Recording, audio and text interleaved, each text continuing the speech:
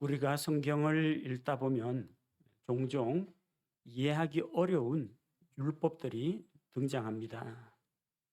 예를 들어서 하나님께 바치는 헌물에 꿀을 넣지 말라, 이런 말씀도 있고요.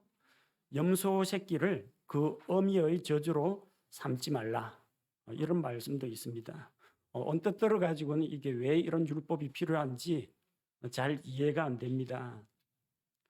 오늘 우리가 읽은 말씀도 나귀의 첫 새끼는 다 어린 양으로 대속하라, 이런 말씀입니다. 왜 지금 유월절 이야기하다가 갑자기 나귀를 대속하는 말씀을 하셨을까? 사람을 대속한다라는 것은 이해를 하겠는데 왜 나귀를 대속해야 되는가? 왜 다른 가축들도 있는데 왜 하필 하나님께서 나귀만 콕 찍어가지고 말씀을 하셨을까? 자, 하나님의 말씀은 언제나 옳습니다. 하나님의 말씀은 진리입니다. 그래서 우리는 하나님께서 우리에게 필요 없는 말씀, 쓸데없는 말씀을 주시지는 않았다고 그렇게 믿고 있습니다. 그래서 하나님께서 왜 이 말씀을 주셨을까? 이스라엘 백성에게, 또한 믿는 우리에게 이 말씀을 성경 기록으로 남겨주셨을까? 한번 진지하게 깊이 묵상하고 또 성경을 연구했습니다. 그리고 하나님께서 이 말씀을 통해서 우리에게 가르쳐 주시는 깨달음을 함께 나누면서 하나님의 은혜를 되새기고자 합니다.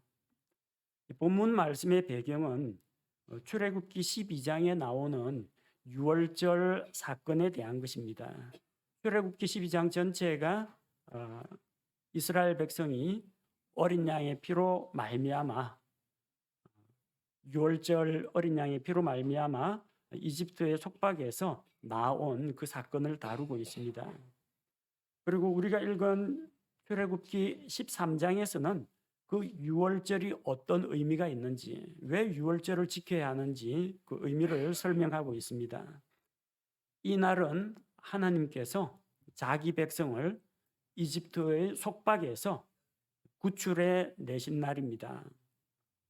하나님께서 모세와 아론을 이집트 왕 파라오에게 보내서 내 백성을 놓아주어라, 내 백성을 가게 하라 거듭 말씀하셨지만 파라오가 마음을 완강하게 하고 주의 말씀을 듣지 않았습니다.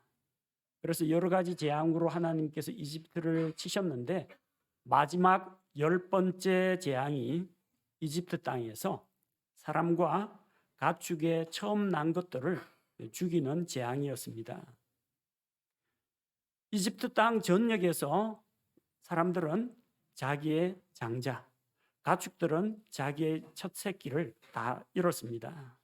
유독 하나님께서 말씀하신 대로 어린 양의 피를 그 집에 설주와 임방에 바른 그 집은 죽음의 재앙을 피했습니다. 이스라엘 백성은 유월절 어린 양의 피로 말미암아 장자, 가축의 첫 새끼, 사람의 처음 난 것, 장자를 멸하는 재앙으로부터 구원을 받은 것입니다. 그래서 하나님께서는 이것을 길이 기억하고 또 기념하게 하셨습니다. 그래서 11절 말씀을 보면 주께서 너와 내 조상들에게 맹세하신 대로 너를 가나안 족속의 땅으로 데리고 들어가 그 땅을 내게 주시거든, 약속의 땅 가나안에 들어가거든 반드시 이 유월절을 지키라, 그렇게 말씀하셨습니다. 그리고 12절에 보니까 너는 태를 여는 모든 것과 내가 소유한 짐승에게서 나오는 모든 첫 새끼를 구별하여 주께 돌리라, 수컷은 주의 것이 되리라.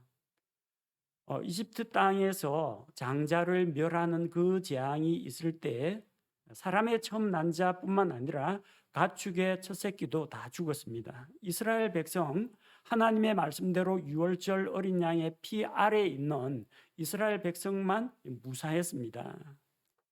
그래서 사람뿐만 아니라 가축의 첫 새끼도 이집트 사람들의 소유는 죽었지만 하나님의 말씀대로 유월절 어린 양의 피 권세 아래에 둔 이스라엘 집은 다 무사했던 것입니다. 따라서 가축의 첫 새끼를 주께 드려야 한다, 이 말씀을 하신 겁니다. 그러면서 하나님께서는 이 말씀을 하시면서 나귀의 첫 새끼를 대속하라, 그렇게 말씀하셨습니다. 오늘 우리 설교 제목처럼 나귀는 어린 양으로 대속하라. 13절 말씀을 다시 한번 보겠습니다. 13절, 너는 나귀의 첫 새끼는 다 어린 양으로 대속할 것이요 그것을 대속하지 아니하려거든 그것의 목을 꺾을 것이며 내 자손들 가운데 사람에게서 처음 난 모든 자는 대속할지니라. 나귀의 첫 새끼는 어린 양으로 대속하라, 이 말씀이 기록되어 있습니다. 왜 하나님께서 나귀에 대해서 특별한 관심을 두셨느냐? 그 이유는 첫째로 나귀는 부정한 사람을 가리킵니다. 실질적으로 나귀의 첫 새끼를 어린 양으로 대속을 했습니다. 그러나 이것은 하나님께서 나귀를 위해서 기록하신 말씀이 아니라 나귀와 같이 부정한 사람들을 위해 주신 말씀입니다. 레위기 11장에는 정결한 짐승과 부정한 짐승을 구별하는 기준이 있습니다. 되새김질도 하고 또 굽도 갈라져 있으면 정결한 짐승입니다. 나귀는 되새김질을 하지 않습니다. 반추 활동을 하지 않습니다. 나귀는 그냥 통굽입니다. 굽이 갈라져 있지도 않습니다. 그래서 나귀는 부정한 짐승으로 간주가 되었습니다. 부정한 짐승이니까 만지지 말라는 게 아니고 부정하여 먹을 수 없는 짐승, 정결하기 때문에 먹을 수 있는 짐승, 이렇게 나눕니다. 식용으로 쓸 수 있느냐 쓸 수 없느냐 그 차이입니다. 그러니까 나귀를 잡아먹는 건 안 됩니다, 율법에 의하면. 그러나 나귀의 등에 올라타거나 나귀에게 짐을 싣고 어디로 이동하거나 그건 아무런 문제가 없습니다. 나귀는 이스라엘 백성의 생활 가운데에서 아주 요긴하게 사용됩니다. 사람이 타고 여행을 가기도 하고 무거운 짐을 나르기도 하고 농사 일에도 사용이 되고 다용도로 사용이 됩니다. 왜 다른 가축들은 괜찮은데 나귀의 첫 새끼는 대속을 해야 되는가? 성경 어디를 봐도 낙타를 대속하라 그런 이야기는 없습니다. 낙타의 첫 새끼는 어린 양으로 대속하라, 말의 첫 새끼는 어린 양으로 대속하라, 이런 기록은 없습니다. 유독 나귀만 언급이 되어 있습니다. 당시 이스라엘에서 개나 돼지는 가축으로 기르지 않았습니다. 돼지는 부정한 짐승이기 때문에 유대인들은 돼지를 가까이 하지 않습니다. 이방인들은 돼지를 길렀습니다.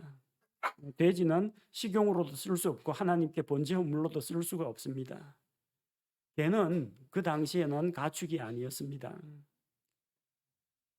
개라고 하면 주로 무리를 지어서 몰려다니는 야생 들개 그런 걸 의미하거나 예외적인 경우가 있다면 목자가 양을 지킬 때 사용한 목양견 정도만 있었습니다. 집에서 뭐 새끼 낳아서 키우고 번식하고 이런 그런 가축은 아니었습니다.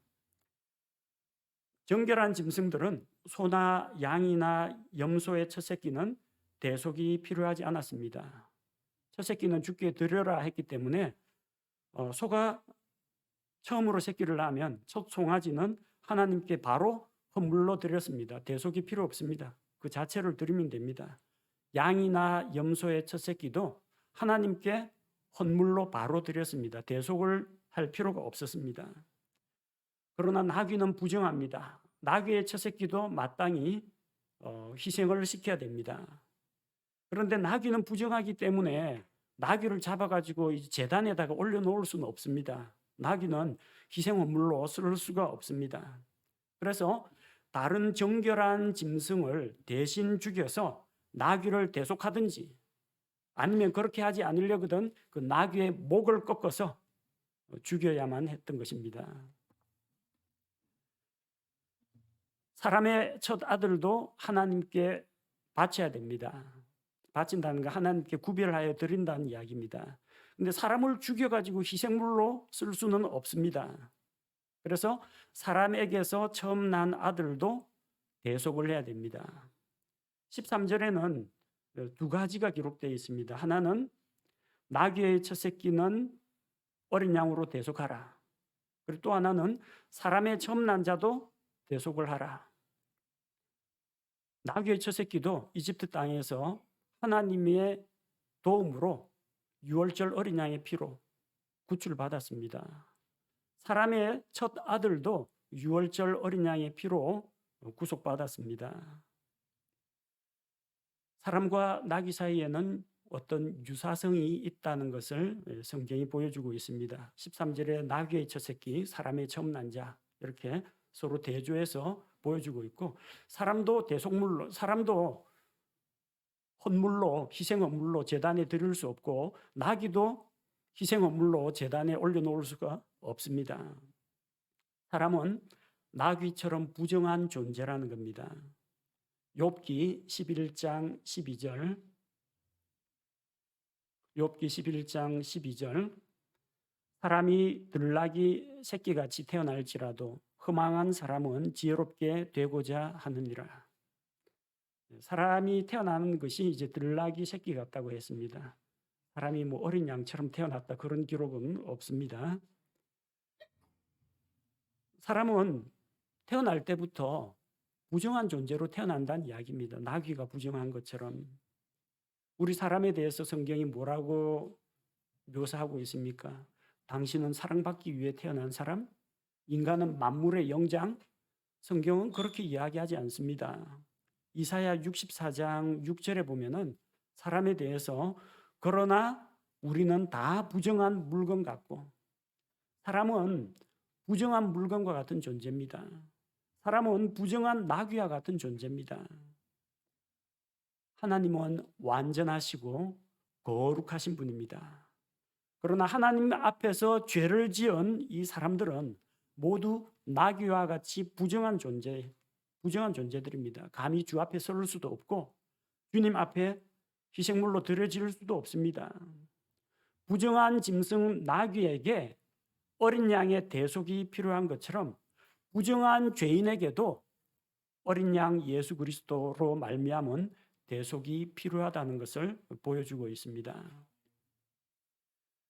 자, 두 번째로 나귀는 어리석은 사람을 가리킵니다.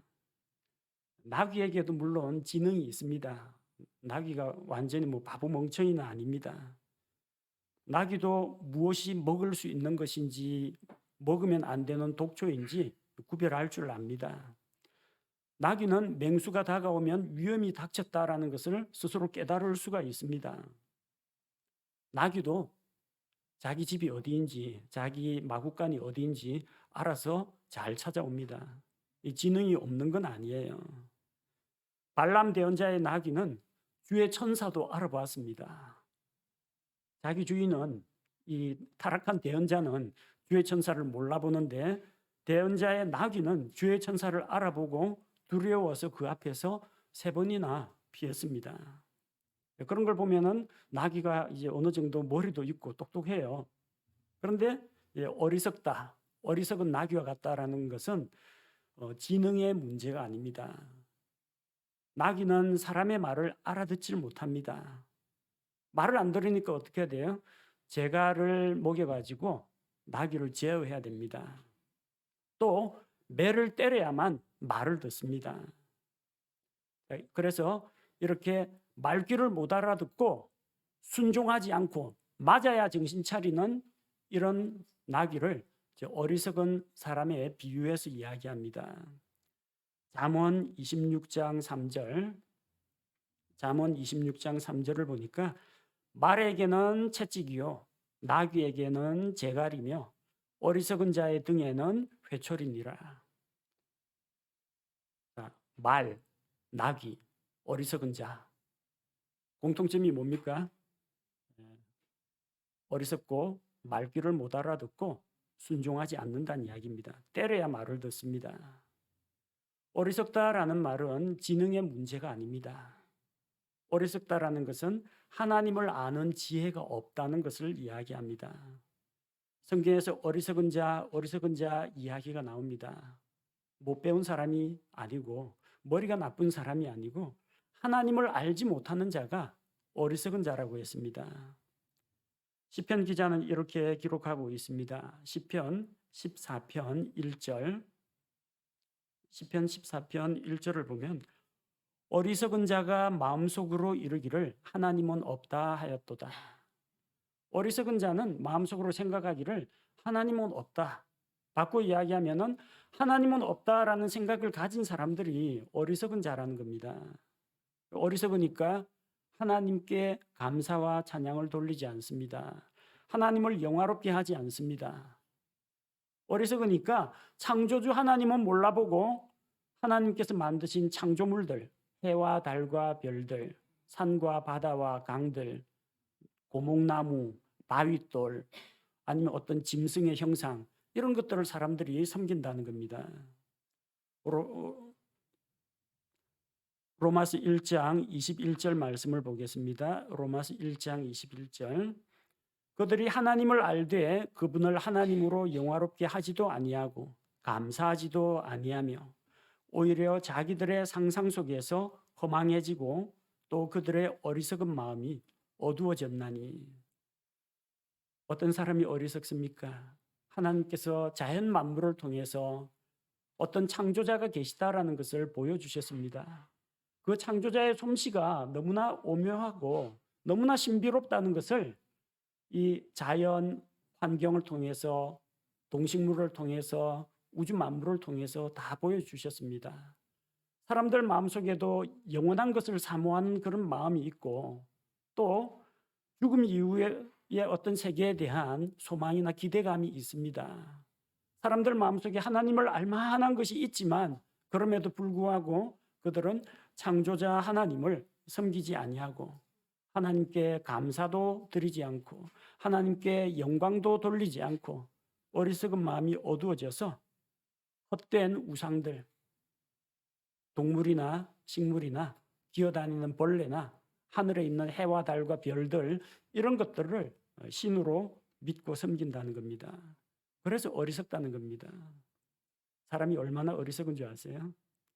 한국인 우주항공과학 기술자들이 로켓 발사하려고 미국 나사에 가서 로켓 발사대 앞에서 돼지머리 고사상에 차려놓고 제발 로켓 발사가 성공하도록 돼지머리 앞에서 절했습니다.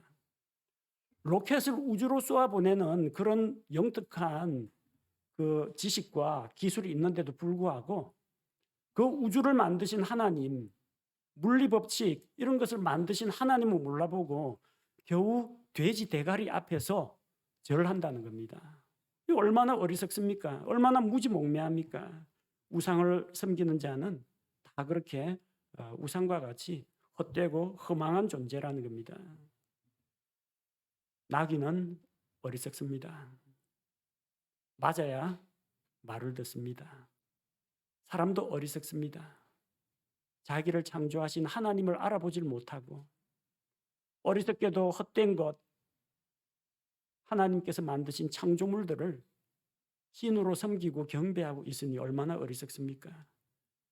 그런 어리석은 나귀에게는 대속이 필요합니다. 세 번째로 나귀는 교만한 사람을 가리킵니다. 나귀의 특징이 뭡니까? 목이 뻣뻣하다는 겁니다.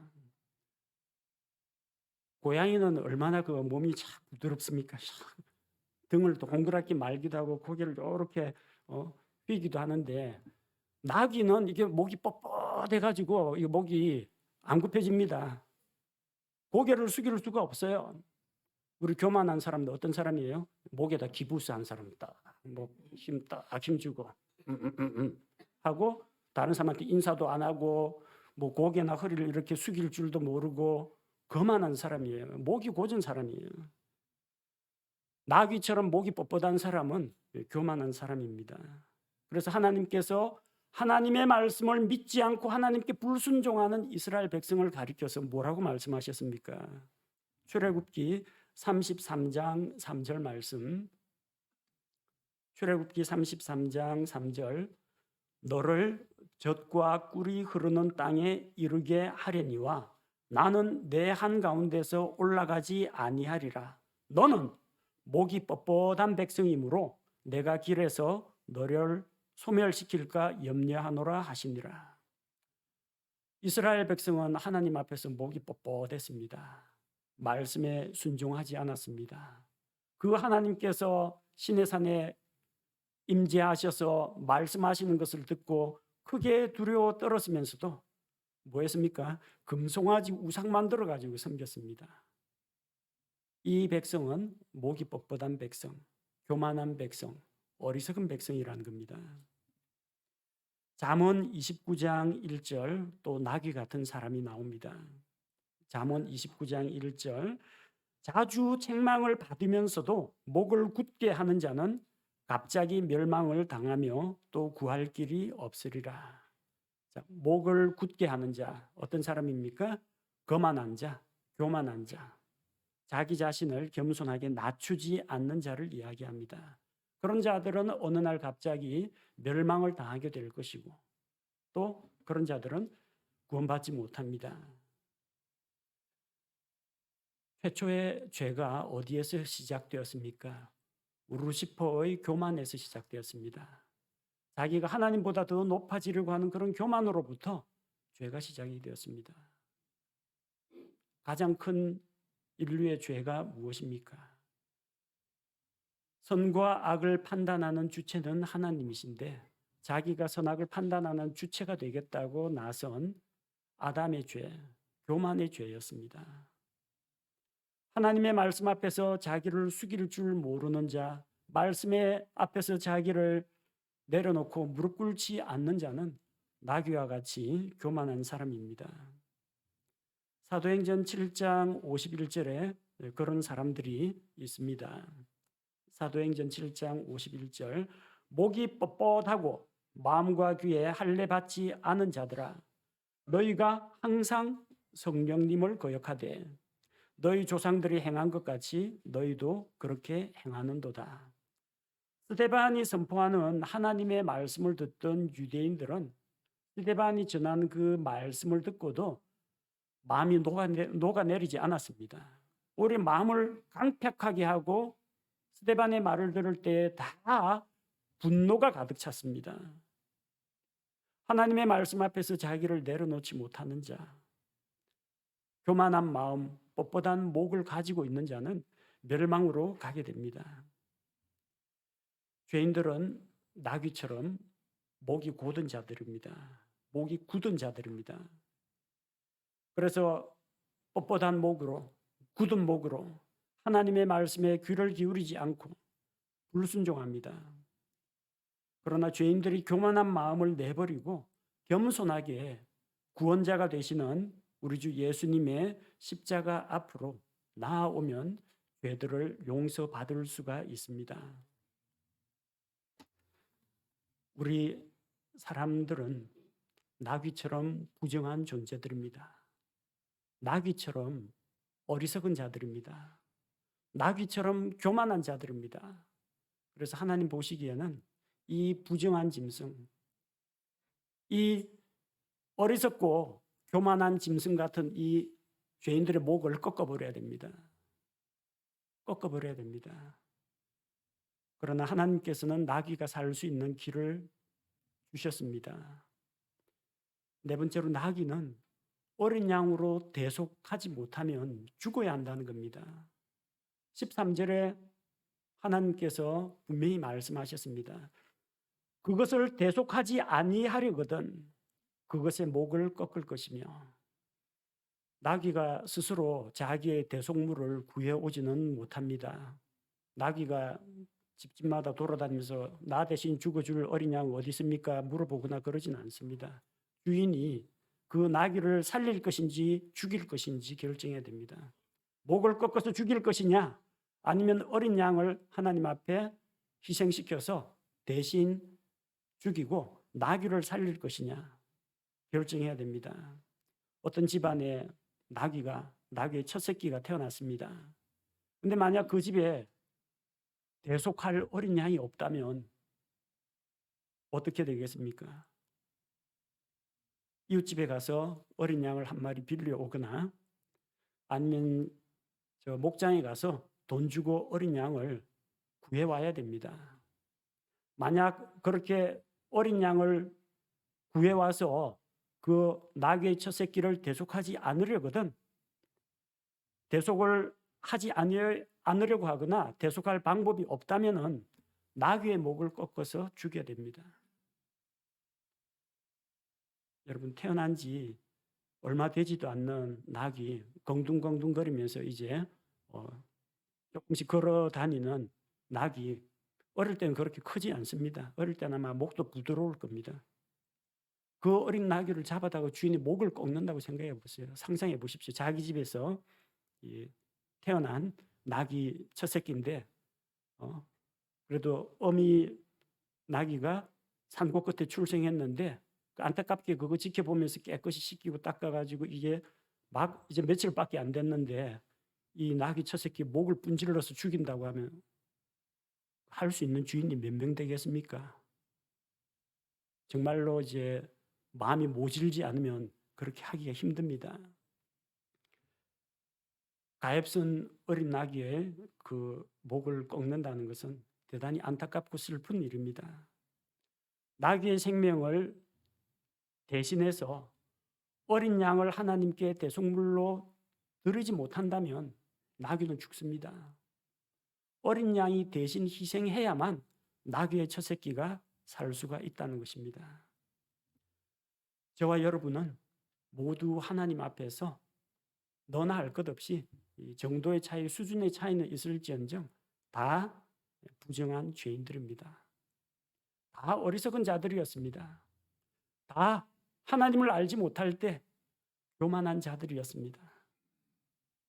거룩하신 하나님께서는 저와 여러분의 교만한 목을 꺾으셔야만 했습니다. 그러나 어린 양 예수 그리스도께서 나귀같이 부정한 우리 죄인들을 대신하여 십자가에서 죽으셨습니다. 어린 양이 없으면 나귀의 첫 새끼는 목이 꺾여서 죽습니다. 여러분에게는 여러분 대신해서 죽은 어린 양이 있습니까? 그 어린 양이 없다면 여러분 죽은 목숨입니다. 나귀를 어린 양으로 대속하지 못하면 죽는다고 했습니다. 목을 꺾어서 죽여야 한다 했습니다. 그러나 희망이 있습니다. 다섯 번째로 나귀는 어린 양의 대속이 있으면 생명을 얻을 수 있다는 겁니다. 이스라엘 백성 역사 가운데에서 하나님께서 이 말씀을 주신 이후로 역사적으로 수많은 나귀의 첫 새끼들이 어린 양의 대속의 죽음으로 말미암아 생명을 건졌을 겁니다. 그래서 나귀들이 주인을 태우고 다니기도 하고 짐도 부리기도 하고 농사 일을 하기도 하면서 유용하게 사용되면서 그렇게 살다가 갔을 겁니다. 그 중에는 어린 양의 대속의 혜택을 누리지 못하고 율법의 말씀의 그 준엄함 때문에 목이 꺾여서 죽임당한 나귀 첫 새끼들도 아마 있었을 겁니다. 어린 양을 하나님께 희생 헌물로 드려서 그 부정하고 어리석고 교만한 그 나귀의 생명을 살릴 수 있었던 것처럼 하나님의 어린 양이신 예수 그리스도께서 우리 죄를 대신해서 십자가에 피 흘리고 우리 대신 죽으심으로 말미암아 누구든지 그분을 믿는 자는 구원과 생명을 얻는 길이 열렸습니다. 복음서에 보면요, 예수님께서 어린 나귀를 타고 예루살렘 성으로 들어가시는 내용이 기록이 되어 있습니다. 누가복음 19장 35절과 36절입니다. 누가복음 19장 35절에서 36절. 그것을 예수님께로 끌고 와서 자기들의 옷을 나귀 새끼 위에 벗어놓고 예수님을 그 위에 태우니 그분께서 가실 때 그들이 자기들의 옷을 길에 펴더라. 이 어린 나귀 역시 아마 어린 시절에 막 태어났을 때 어린 양의 대속의 죽음으로 말미암아 생명을 얻었을 겁니다. 그 어린 나귀가 이제는 어린 양 예수님을 태우고 있습니다. 어린 양 예수님을 태우고 길을 갑니다. 사람들이 막 나뭇가지를 흔들고 그리고 자기들의 옷을 바닥에 깔면서 뭐 호산나 찬송하리로다 주의 이름으로 오시는 이여 환호를 했을 겁니다. 나귀 새끼가 그게 자기한테 하는 건 줄 알고 힝거리면서 펄쩍펄쩍 뛰었더라면 아마 예수님 떨어졌을 겁니다. 나귀는 알아봤어요. 자기 등에 타신 분이 하나님의 어린 양 예수 그리스도 창조주 하나님이신 것을 알아봤을 겁니다. 그래서 묵묵히 예수님을 태운 채로 자기 길을 갑니다. 한 번도 사람을 태워본 적이 없는 아직까지 등뼈가 여물지도 않은 그 어린 나귀입니다. 그 어린 나귀는 어린 양의 생명을 통해서 자기 생명을 건졌고 그리고 어린 양 예수 그리스도를 등에 태우고 예루살렘으로 들어갔습니다. 나귀 같은 우리 인생이 어린 양 예수님의 십자가 대속으로 말미암아 생명을 얻었습니다. 그리고 이 나귀 같은 인생이 예수님의 십자가의 대속의 죽음으로 구원 얻은다면 어떻게 살아야 합니까? 예수님을 등에 태우고 가야 됩니다.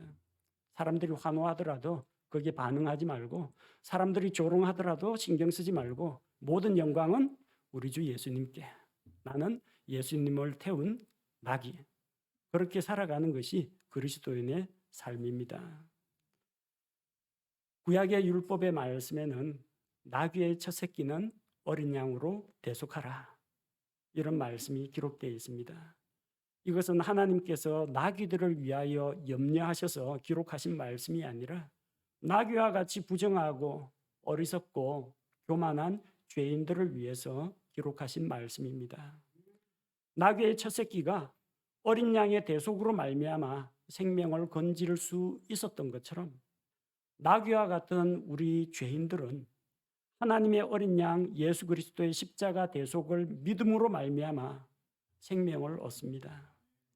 어린 양을 미처 구하지 못해가지고 그 중에는 나귀의 첫 새끼가 목이 꺾여서 죽은 나귀도 있었을 겁니다. 오늘 이 말씀을 듣는 여러분에게는 여러분을 대신하여 대속의 희생물이 되어주신 어린 양이 있습니까? 그분은 예수 그리스도십니다. 만약 아직 자기를 위해서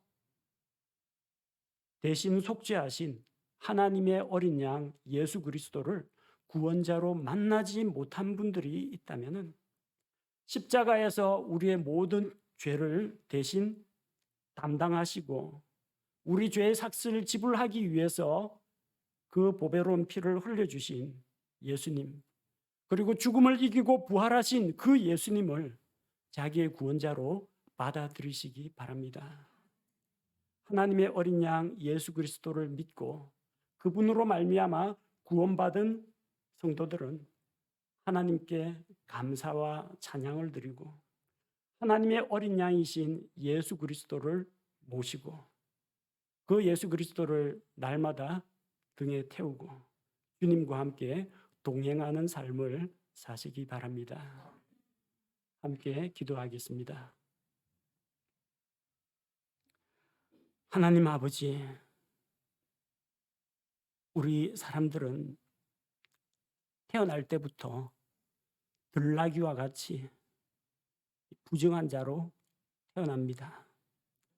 나귀처럼 어리석은 자들입니다. 나귀처럼 목이 뻣뻣하고 교만한 자들입니다.